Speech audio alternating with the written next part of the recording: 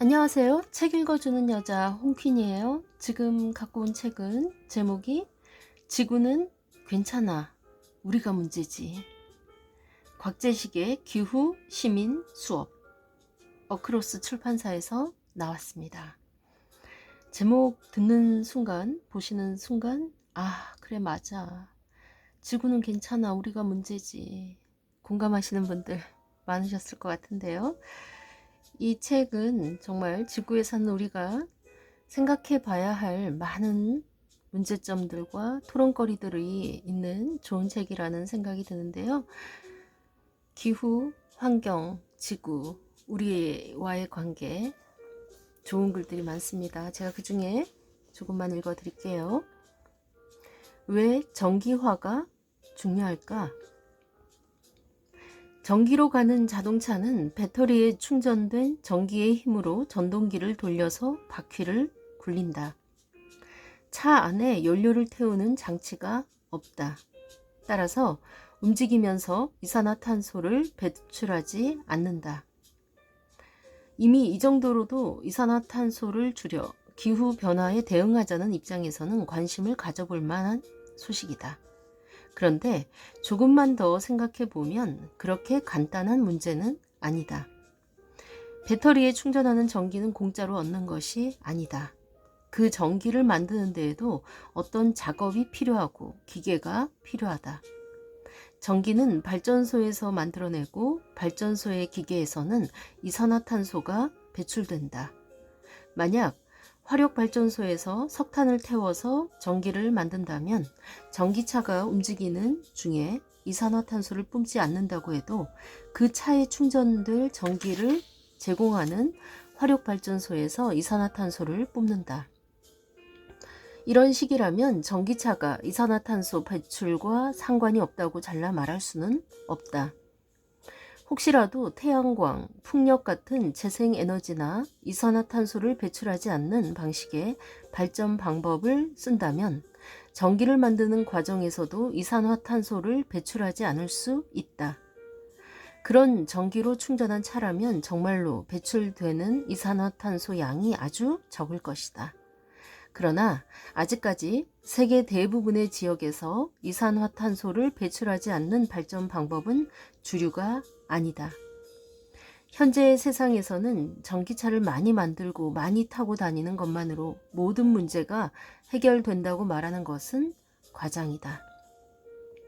그렇지만 전기를 만드는 방법의 문제를 인정하더라도 여전히 휘발유가 아니라 전기로 자동차를 움직인다는 것은 혹할 만한 일이다.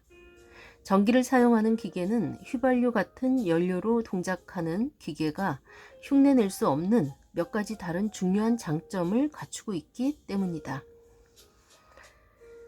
연자방아 대신 블렌더를 쓰면서 달라진 것들. 전기를 사용하지 않던 고려 시대로 거슬러 올라가 보자. 고려사 기록에 따르면 당시 궁중에서 연자방아를 설치해 사용했다고 한다. 연자방아는 소가 커다란 돌로 만든 장치를 돌리게 만들어 놓은 기구다. 돌 아래에 빻고 싶은 물건을 넣고 소를 움직여 그 돌 장치를 돌리면 물건이 산산조각으로 빠진다. 고려시대 궁중에서는 연자방아를 건설 자재를 손질하는 목적으로 사용했던 듯 싶은데 요리 재료를 손질하는 용도로도 널리 쓰인 기계다. 실제로 현재 남아있는 연자 방아들을 보면 대부분 농작물을 가공하고 곡식을 빻는 용도다. 제주도에는 말로 돌리는 연자 방아도 꽤 있었다고 한다.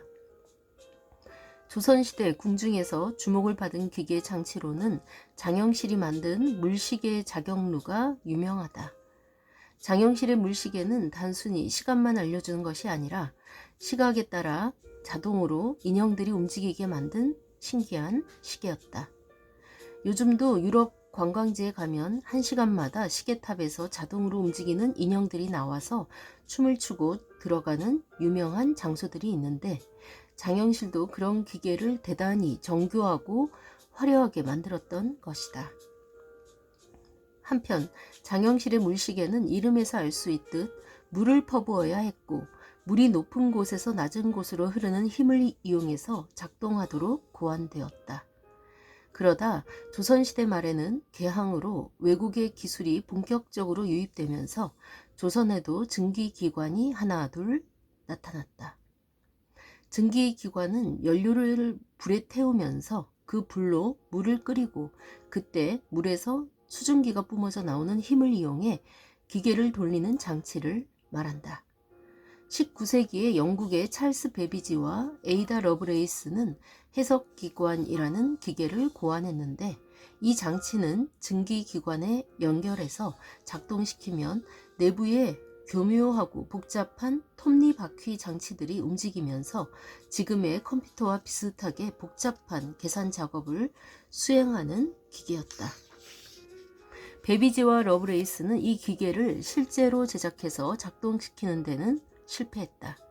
하지만 비슷하면서 기능이 떨어지는 장치는 세상에 몇 나와 있었다. 조선에서도 후기에 혼천시계 같은 기계가 있었는데 나무 부품이 이리저리 맞물린 정교한 장치로 시각에 따라 하늘에 어떤 별이 보이는지를 계산해서 표시해 주었다. 혼천시계는 증기기관으로 동작하지 않는다. 하지만 이런 장치에 증기기관을 연결했더라면 사람에게 유용한 계산을 해주며 스스로 움직이는 기계를 만들 수 있었을지도 모른다. 현대 사회의 우리는 고려시대의 연자방화, 조선 초의 물시계, 19세기의 해석기관과 같은 장치를 일상생활에서 흔히 사용한다. 주방에서는 흔히 믹서라고 부르는 블렌더로 간편하게 요리 재료를 간다.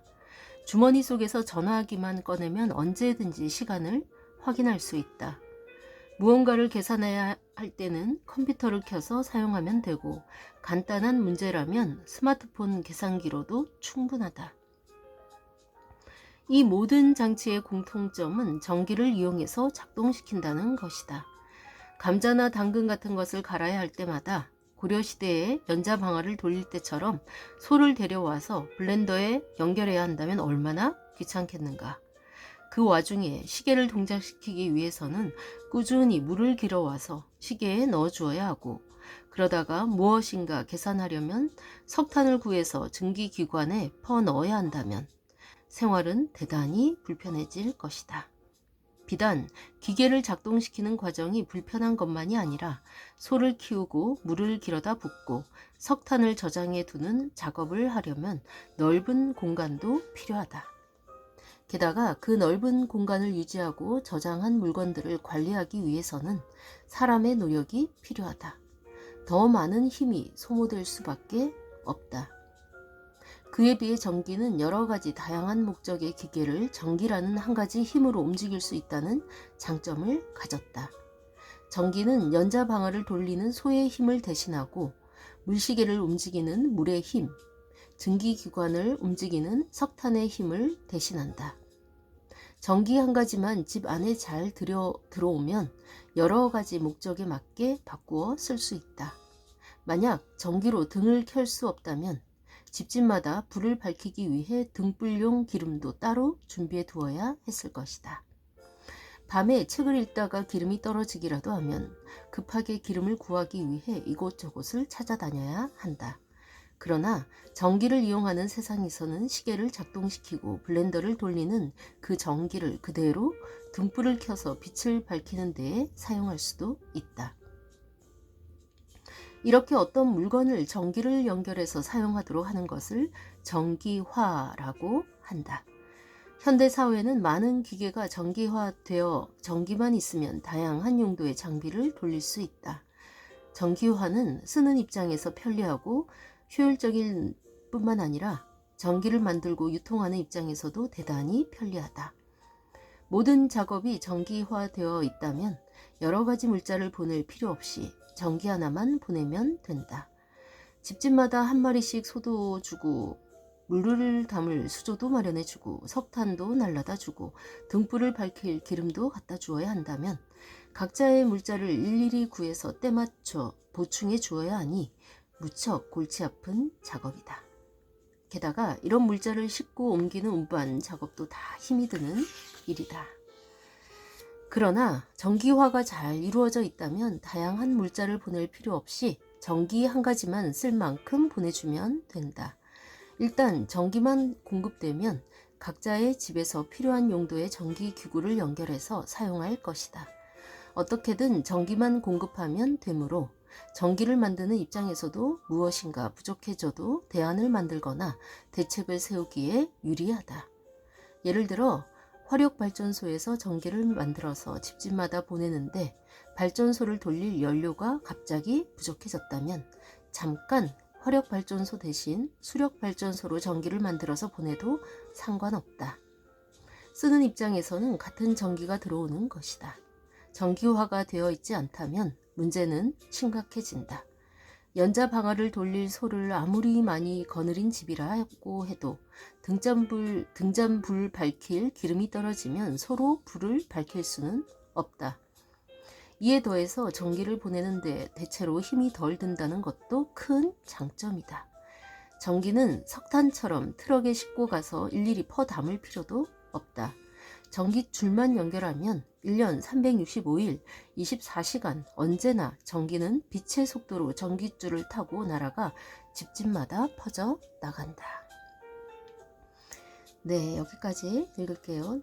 다음에 나오는 복잡한 기후 문제의 간단한 해법을 상상하다. 어떤 상상인지 궁금하시죠?